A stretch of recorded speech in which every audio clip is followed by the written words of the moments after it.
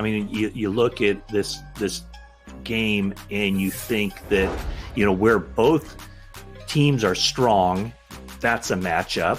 And then where both teams have some legitimate question marks, that's a matchup. Yeah. So it'll be this kind of contrasting, I guess, strength versus strength and weakness versus weakness. Yeah, the most fun part to me is Kyle Shanahan against Vic Fangio. Mm-hmm. And there's very clearly a mutual respect between those two guys, but that's good on good. And that's going to be, to me, the most fun matchup of this game. Yes. In 2017, when Kyle Shanahan became head coach of the 49ers, he wanted Vic Fangio to be his defensive coordinator, and Fangio was under contract as defensive coordinator to the Bears. And I think Kyle was trying to pull some strings behind the scenes to get Fangio out of that contract. And I think Vic was very open to coming back to San Francisco, where he had served as defensive coordinator under Jim Harbaugh, but just couldn't make it work. And they really haven't faced off against each other all that much. I think the last time was 2018. So it's been a while.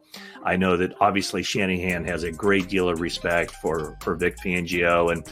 And I also know from covering Vic for 4 years, the one thing, and he had some really good defenses with the 49ers, one thing that always stood out would be you go talk to, the linebackers or the safeties after a game, and, after a guy would make a big play, and almost universally that player would say, Vic told me on Thursday that if they get into this down and distance at this part of the field, this is the play they're going to run. So I was ready for it.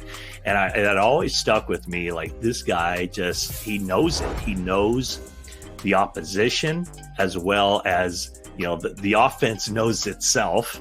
And I could say the same thing about Shanahan. Like, he really knows the other team's offense, and he schemes it up, and he will tell guys, this is the play call for, this situation, because that defense is going to be in this coverage, and this is how we're going to beat it. And so it really is a matchup of two coordinators who are at the absolute tops of their games.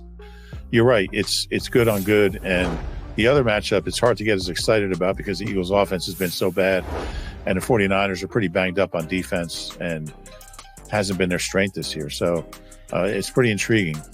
But doesn't that kind of make it intriguing as well? It does. It's like it might not be, who wins that 49ers offense versus Eagles defense matchup. I mean, that could kind of turn into a stalemate, to a degree, but maybe it's which unit that has underperformed or not performed up to a really high playoff level, which of that matchup